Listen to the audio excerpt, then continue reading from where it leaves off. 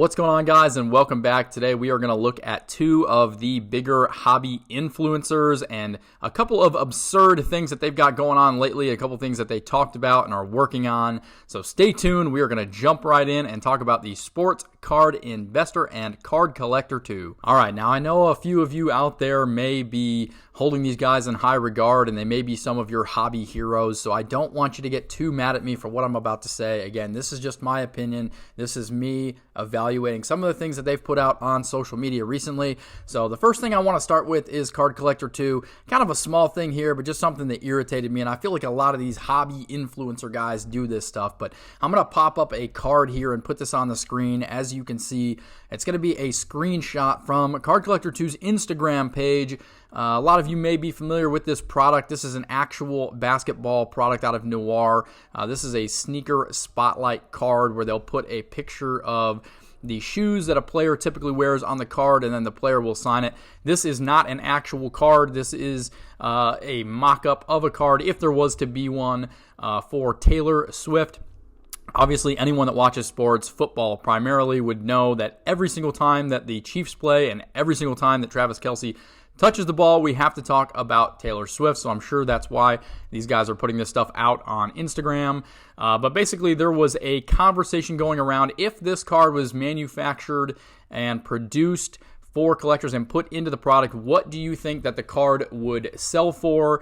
They seem to think that it would sell for $10,000 plus and with ease for a Taylor Swift sneaker spotlight card. And the thing that really irritates me about this, not so much that they have an opinion or that they think that this thing would sell, because there are collectors out there that like Taylor Swift, obviously, and even some sports fans that maybe are a fan of her music might be interested in buying this card. But this modern trash and these dumb niche cards and products that get put out here of these celebrities and other things like that, because it's hot and it's fun to talk about and it's like in the mainstream media every time that you turn on your TV or the internet or whatever.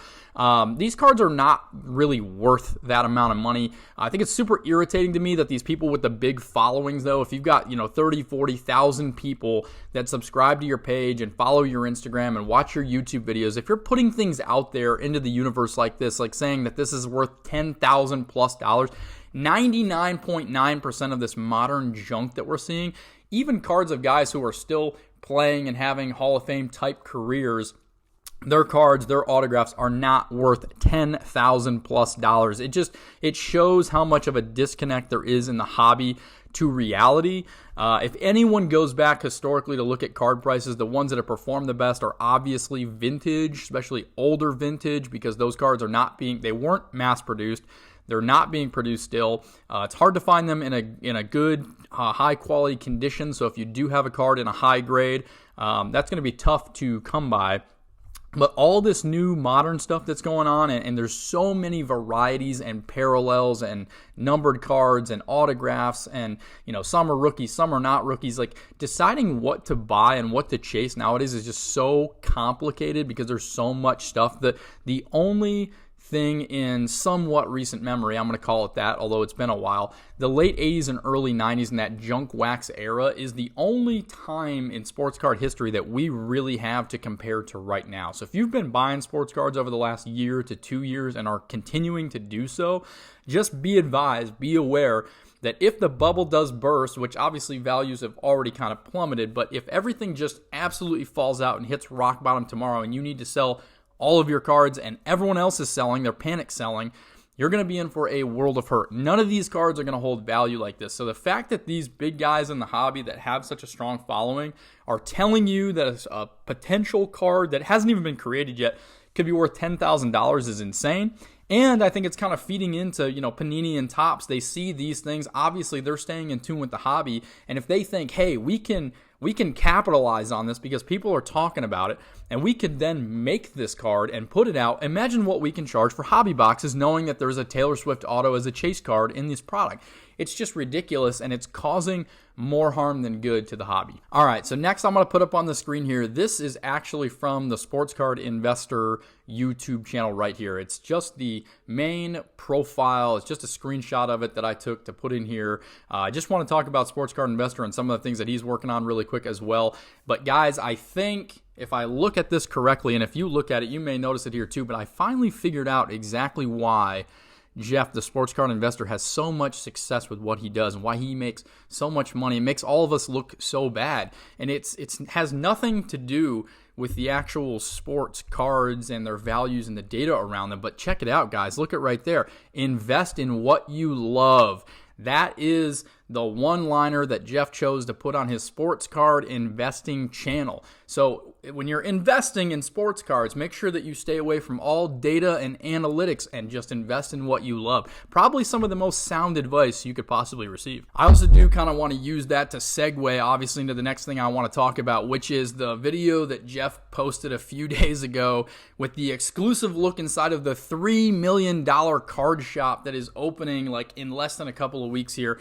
I haven't done a lot of research on this. I'm not a huge fan of the channel or of the person, so I haven't done a lot of research. I believe it's down in Atlantic. That's like where he lives, I believe, or is based out of.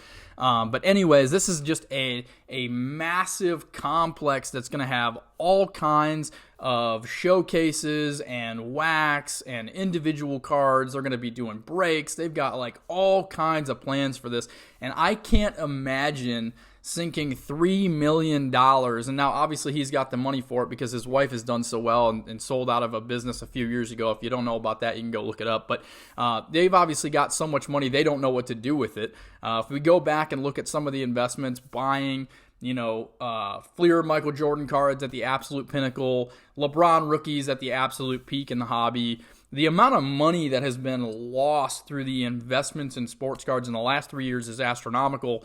So I guess $3 million is not really that much money to put into this glorified daycare, if you will, where people are just going to come hang out all day, drop their kids off, and come back in a few hours and get them. But it's just crazy to think about with all of the different products and services and card shops that are available and have popped up over the last several years that you would wait until now to kind of get into the game. I've seen a decline, obviously, in traffic through eBay, Facebook pages, the YouTube channel, things like that. I mean, the hobby is not what it was a couple of years ago. So waiting until all of that hype and all of that glory has kind of faded to be able to then open up this card shop seems a little bit like poor timing, but who am I to advise someone that's given us such great advice over the last few years? The other thing that I'm kind of curious about, and that's a little bit conflicting to me, I mean, I know you're a sports card investor, and I also understand that you tell us to invest in what you love. But if you truly love something, why do you need to go above and beyond and build such a crazy monstrosity in the sports card hobby? I mean, you should be able to, and anyone should be able to feel like they're welcome to come into a place that is not promoted as, look at how much I spent on this building. I mean, if you're trying to make something that's really cool and engages people and has the products and the services and the things that they're actually looking for when they come in, I'm totally with it. But why do you have to tell us how much you paid to build the place?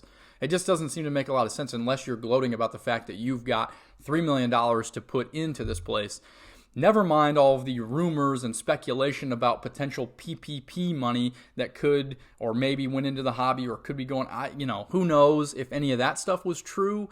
I haven't done any research into that personally because I'm not trying to just dig up dirt and tear people down for what they've done, but you have to be aware of those things if you're the sports card investor. And when you start posting videos on the internet, especially on YouTube, with the big following you have, bragging about opening a $3 million facility. So the whole thing just seems kind of strange to me. It seems very sketchy.